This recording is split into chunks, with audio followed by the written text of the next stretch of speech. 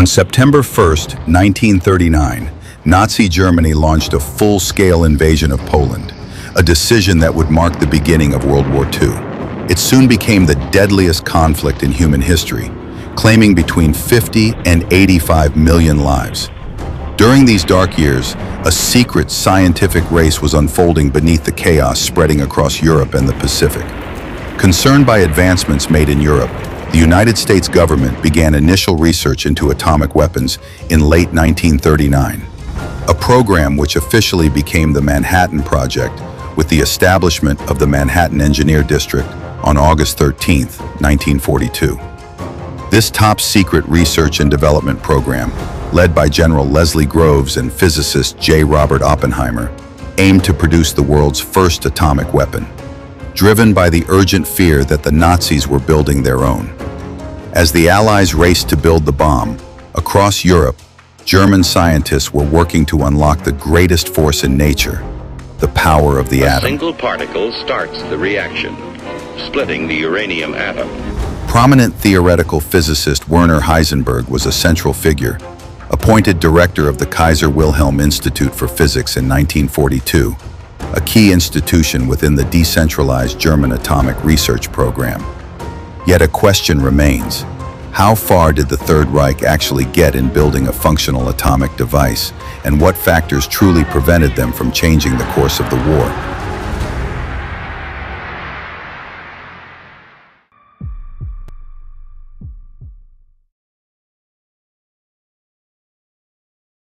Following Germany's defeat in the First World War, the nation entered a period of great hardship, marked by the collapse of its monarchy, the establishment of the Weimar Republic, and significant political and economic turmoil.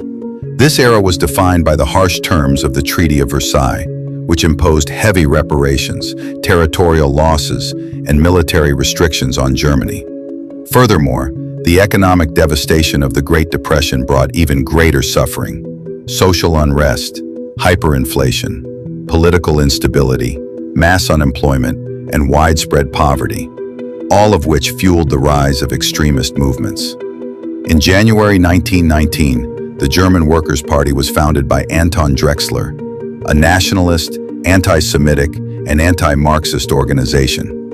Unlike other nationalist parties at the time, the DAP aimed its rhetoric at working-class Germans, hoping to cross class boundaries and expand its influence.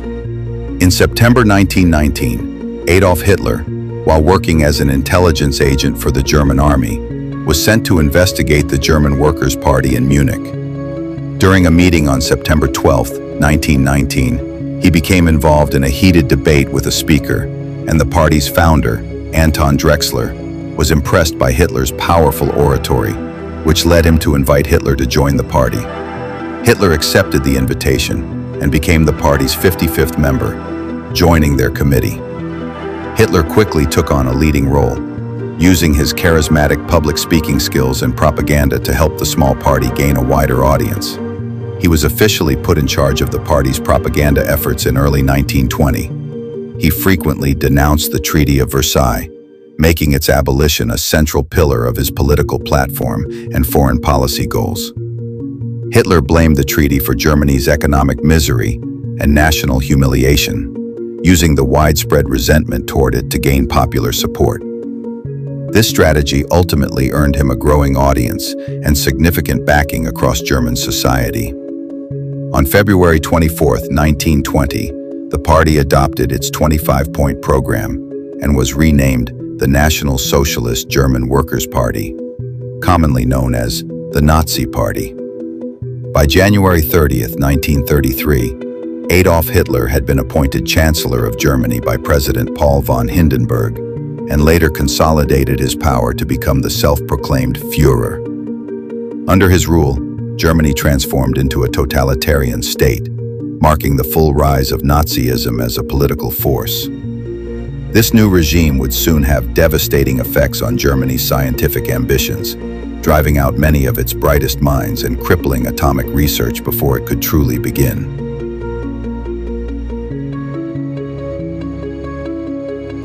Before World War II, Germany was at the forefront of scientific innovation. Its universities and research institutes produced some of the greatest physicists in history: Albert Einstein, Max Planck, Lise Meitner, and Werner Heisenberg, among others.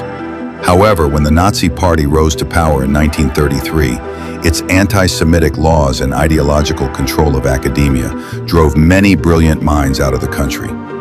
Jewish and politically targeted scientists fled to other nations, most notably the United States and the United Kingdom. Albert Einstein and Leo Szilard left Germany and later played crucial roles in alerting President Franklin D. Roosevelt to the potential of atomic energy. Enrico Fermi, whose wife was Jewish, also emigrated to America, where he became one of the leading figures of the Manhattan Project.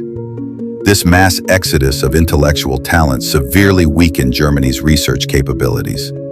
The Nazi regime's obsession with racial purity blinded it to the scientific value of those it persecuted. While the Allies were pooling global expertise, Nazi Germany was dismantling its own. The loss of these scientists was one of the most significant setbacks to the German atomic program. Unlike the United States Manhattan Project, which was a massive, centralized program uniting thousands of scientists under one coordinated mission, Nazi Germany's nuclear research was never unified. Instead, it was divided among several competing groups, each operating with limited resources and minimal oversight. Werner Heisenberg's team worked primarily in Leipzig and later Berlin, while other physicists, such as Kurt Diebner, led a separate group backed by the Army Ordnance Office. Other small research cells were scattered across universities and institutes, each pursuing their own ideas, theories, and experimental designs. But there was no central authority, no unified leadership structure, and no clear national priority assigned to building an atomic bomb. Rivalries developed. Communication broke down due to both institutional secrecy and administrative inefficiency. Each group often pursued different experimental approaches, which sometimes led to inconsistent data and a lack of overall strategic direction. While the United States concentrated its brightest minds into a single force with nearly unlimited funding, Germany's effort remained disorganized, underfunded, and decentralized. This fragmentation delayed progress by years and ultimately ensured the Reich never came close to developing a functional nuclear weapon.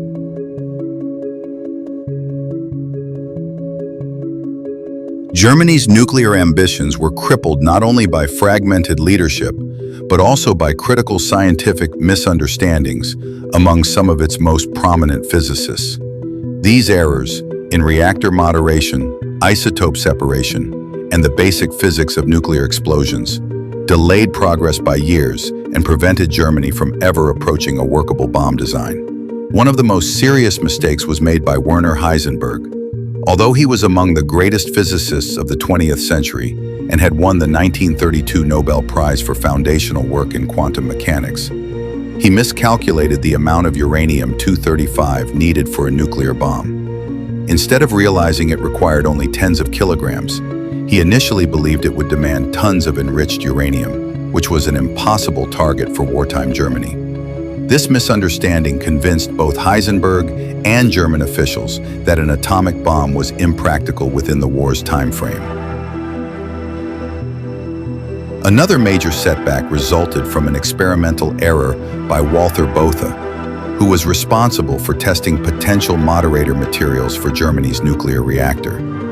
A moderator is needed to slow neutrons and sustain a chain reaction. While the United States would ultimately use graphite, which, once produced from exceptionally pure raw materials, was abundant and ideal for large-scale reactors, Walther Botha had used chemically impure graphite, contaminated with traces of neutron-absorbing impurities, primarily boron. This contamination, coupled with an incorrect scattering cross-section value used by both German and American scientists at the time, distorted his results and led him to conclude that the available German graphite absorbed too many neutrons.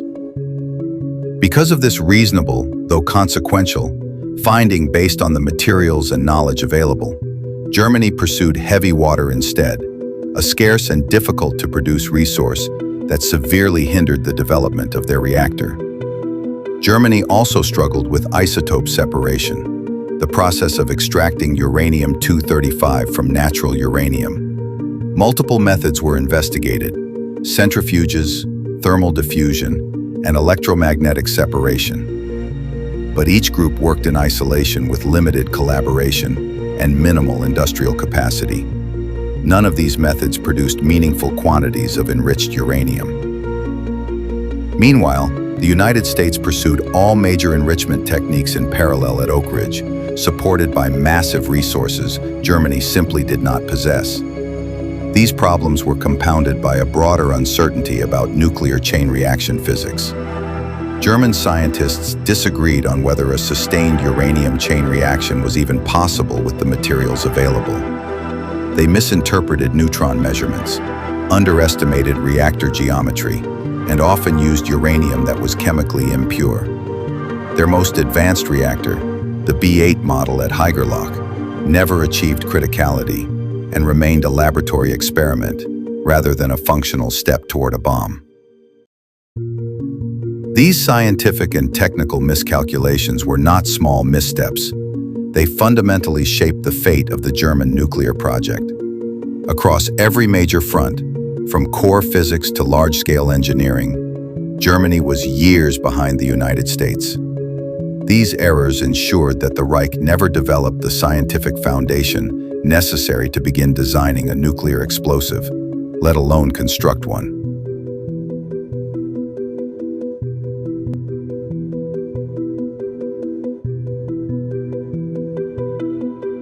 Germany's dependence on heavy water became a fatal vulnerability, and Allied operations delivered crucial, repeated blows to the supply chain.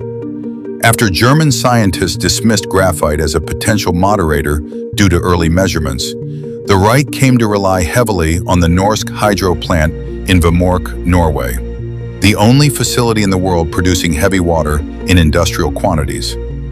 Allied intelligence quickly recognized its strategic importance. In a daring overnight raid in February 1943, Norwegian commandos launched Operation Gunnerside, infiltrating the heavily guarded plant, planting explosives, and destroying the high-concentration electrolytic cells. This attack halted output for months, although the Germans repaired the facility and resumed some production by April 1943. Later, U.S. daylight bombing raids in November 1943 inflicted further severe damage.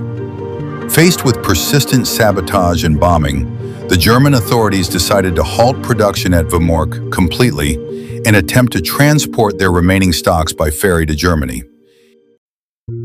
On February 20th, 1944, in a final decisive act of sabotage, Norwegian resistance fighters placed a time bomb on the ferry, the SF Hydro. The ferry exploded mid-journey on Lake Tinn, sending the vital drums of heavy water to the bottom in a dramatic sinking. With its only major source of heavy water eliminated and no other comparable facilities available, Germany could never obtain enough of the crucial moderator to build a functioning, self-sustaining nuclear reactor capable of reaching criticality.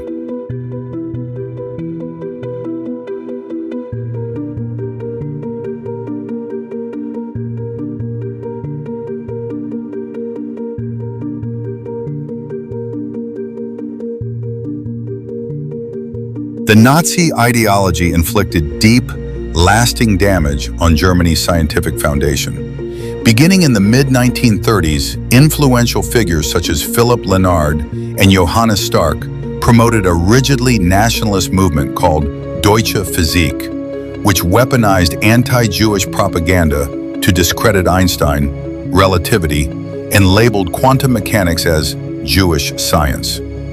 This campaign wasn't just about ideological rhetoric.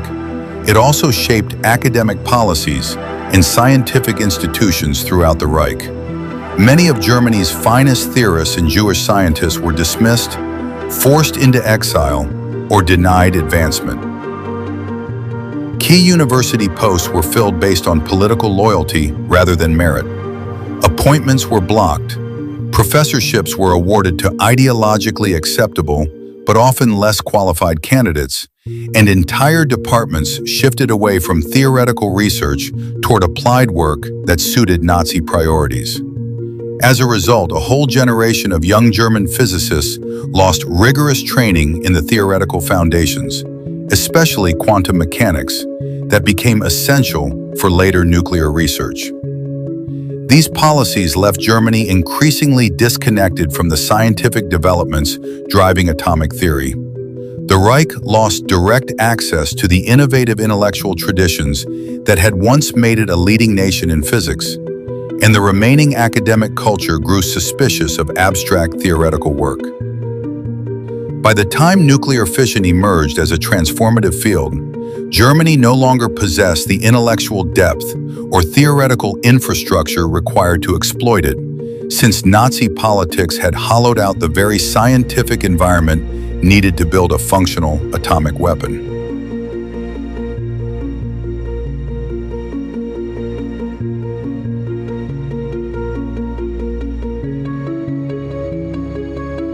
The Nazi regime never fully committed to the industrial scale needed for an atomic bomb, largely because its military leadership favored weapons that promise quick, visible results. In the early 1930s, a young, talented physics student named Wernher von Braun was experimenting with amateur rocketry through the Verein für Raumschifffahrt, a society devoted to spaceflight. His goal was to build rockets capable of reaching orbit, but this required resources far beyond what amateur groups could provide. The Treaty of Versailles unexpectedly created an opportunity. Germany was banned from developing heavy artillery, but rockets were not subjected to the same restrictions. General Walter Dornberger, an army officer interested in rockets as future long-range weapons, recognized both the loophole and von Braun's potential. He recruited von Braun and his small team, offering them stable funding, military protection, and large research facilities.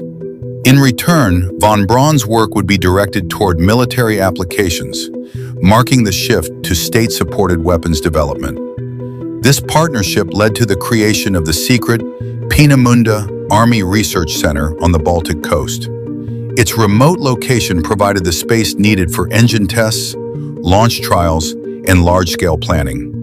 Peenemünde became the center of what evolved into the V2 program, the world's first long-range ballistic missile. The V2 rocket required vast resources, massive quantities of steel and aluminum, precision machining, advanced guidance systems, specialized propellants, and tens of thousands of workers. These were exactly the industrial capabilities a nuclear program would have required once it advanced beyond theoretical research. Instead, the Nazis committed these resources to V2 development years before Germany's atomic research had matured. From 1943 to 1945, the V2 program became one of the Reich's most resource-intensive projects. On October 3, 1942, the V2 had its first successful test launch at Peenemünde. Then, on September 8, 1944, the first operational V2 used in combat was launched from the Netherlands and struck Chiswick in London, marking the world's first operational ballistic missile attack. Throughout the war, the V2 program received strong support from senior military and political leaders, especially General Dornberger and later the SS under Hans Kammler.